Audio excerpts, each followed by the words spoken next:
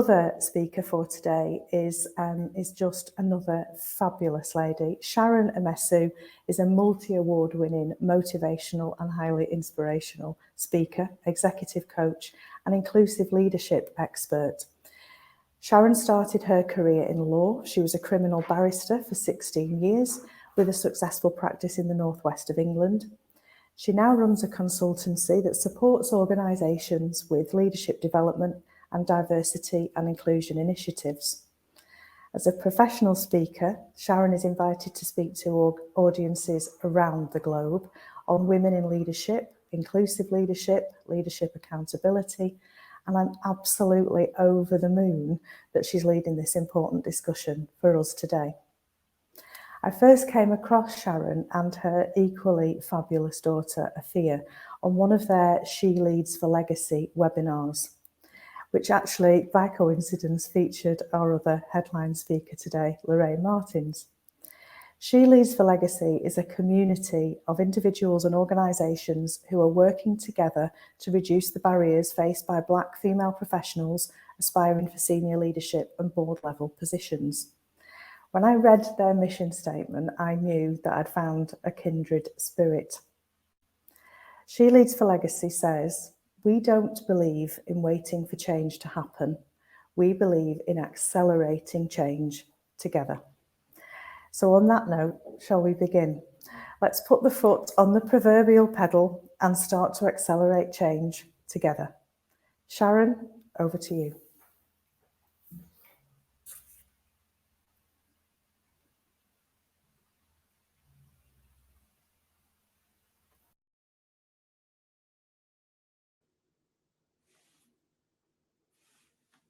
I'm hoping that you can hear me. And if you can confirm in the chat that you can hear me, that would be marvelous. Thank you, Nina. I'm absolutely delighted to be with you today and with our audience. It's the pleasure to be having this conversation. And as you have said, Nina, this is very much a conversation starter. It's an opportunity for us to come in what I'm hoping we'll regard collectively as a safe space together where we can explore issues around the topic of diversity and inclusion and think together in this collective space about how we can go about effecting change. I'd like to start with this quote from James Baldwin, the eminent novelist, essayist, and thought leader.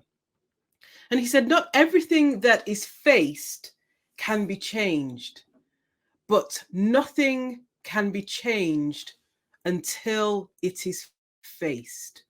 Not everything that is faced can be changed, but nothing can be changed until it is faced. And I'm struck by these words because they invite us and challenge us in equal measure to see that the first step to effect change is awareness. It means slow looking at the things that are often uncomfortable, confronting, and even troubling at times. It's about choosing to see. And I mean really see. Not simply seeing with our eyes, but also with our heart. And I remember, I don't know how many of you are familiar with this old sort of nursery rhyme, which was red and yellow and pink and green, orange and purple and blue. And I remember the line of the song that said, "Listen with your eyes." I don't know, I'm not quite sure what that meant, but that what it was speaking to, I believe, is there is something which goes beyond what we actually see with our physical eyes, that takes and captures our hearts and implores our ears and causes us to incline our ear in a different way when we're slow looking and paying attention, where we move beyond conceptually understanding something, For example, the reports that we are no doubt familiar with in relation to diversity and inclusion, the McKinsey reports, the Deloitte reports, PwC, the Boston Consulting Group, and the various pieces of data that we see emerging day after day as to the benefits of diversity and inclusion. And what we're invited to do is say, how do we move beyond conceptually understanding that to conviction in our hearts? Back in 2015, there was an image that hit our media outlets and channels around the world. And you might recall this image. It was the saddening image of the little boy in that red t-shirt that was laid bare on this Turkish beach, the young child from Syria who, along with his family, had fled his country and was drowned. He ended up on this Turkish beach, and one of the headlines at the time read, "Humanity washed ashore." And subsequently, there's been research into why it is that this particular image gripped people's hearts in the way in which it did and impacted people in the way in which it did. And how it is that people were mobilized, not simply moved by, but actually moved to. And this research has pointed to the fact that there was a connection with the picture itself. The image was compelling. The image meant that this story was no longer distant, remote, and disconnected. It wasn't just a feature story somewhere which people might sympathize with but not relate to. That picture, that image pressed home a reality that emblazoned the heart to take agency and mobilize change.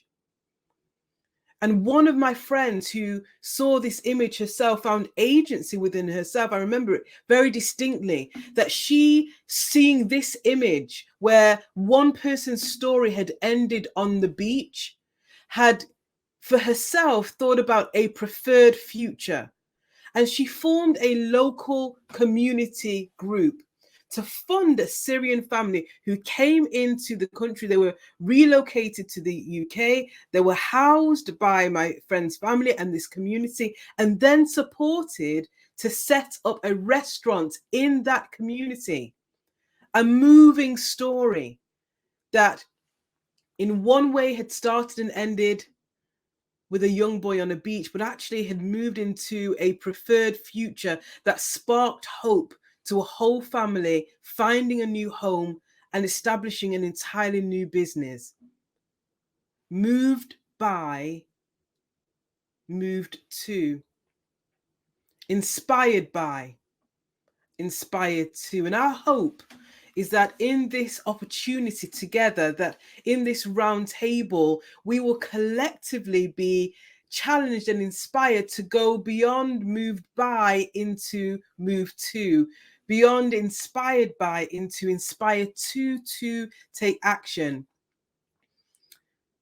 We will have our own moving picture of what is currently the status quo and the state of affairs as far as the diversity and inclusion agenda is concerned across the UK, within our sector, within our own businesses. But also what we're inviting us to do is say, well, what is the preferred future here? How do we move from the beach, metaphorically, to the business? And how do we ensure that, as James Baldwin says, we are willing to face up and have a look at and see what needs to be seen? How do we ensure that we are not flinching away from the gender pay gap that has been referenced by Nina? How do we ensure that we're not flinching away from the ethnicity pay gaps? That we're not flinching away from workplace discrimination? Just a matter of a few days ago, an ex-BNP banker won a £2 million payout because of gender discrimination. Another recent report where a mother was refused the opportunity to finish work by 5 p.m. and she each day, and she won a payout of £185. We know that 48%, a recent report by CIPD established that 48% of organizations still do not have a formal diversity policy. And yet, what we also do know through the likes of the research conducted by McKinsey and the like is that where we do have greater diversity in our organizations, where we do have greater representation across a range of characteristics, both visible diversity and less visible diversity, then what we have is greater innovation. In fact, one particular report points to the fact that you have up to 19% greater innovation where you have more diversity in a team.